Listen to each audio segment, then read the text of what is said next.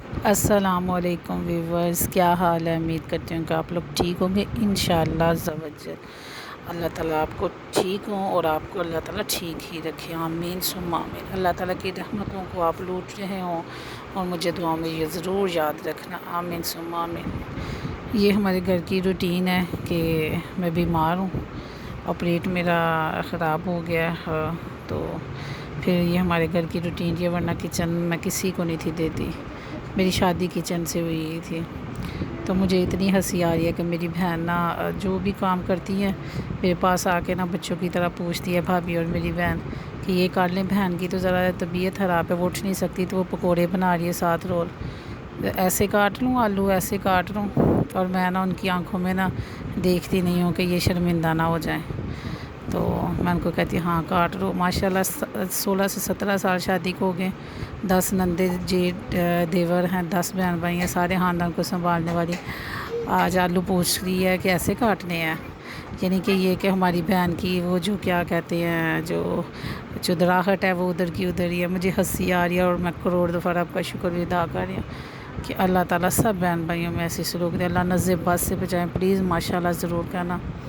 بھائی شربت بنا رہا ہے، یہ میرا کیمرہ مین ابھی آ جاتا ہے، یہ جی میرا موبائل لے لے کے گھومتا ہے اور کون کیا کر رہا ہے۔ عروج فاطمہ جون سی ہے، وہ بیچاری ابھی جھاڑو لگائے گی، اور میری بیٹی کو بہت روزہ لگ رہا ہے، وہ سوئی ہوئی ہے۔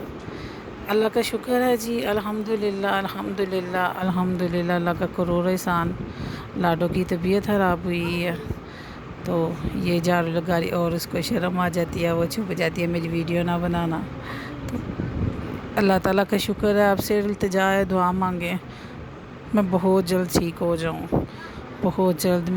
میرا پیٹ خراب ہونے کی وجہ سے میری ایک سٹچ آؤٹ ہو گئے ہیں، کھول دیا ہوا ہے زخم، ڈیلی مجھے 2 ٹائم پٹی لگتی ہے، بہت اذیت سہنی پڑتی ہے، میری چیخیں نکلتی ہیں، آپ بہتر جانتے ہوں گے، لیکن پھر بھی میں پروردگار کا شکر الحمدللہ، میں اس دسترخوان کو دیکھ کے پھر بھی شکر الحمدللہ کرتی ہوں کہ الحمدللہ بے شک فروٹ ہے، ریڈی میڈ چیزیں ہیں، کوئی گھر کی بنی ہوئی 1 یا 2 چیز ہوتی ہے، الحمدللہ، اللہ کا کروڑ دفعہ شکر، اللہ کا کروڑ دفعہ شکر، اللہ کا کروڑ دفعہ شکر۔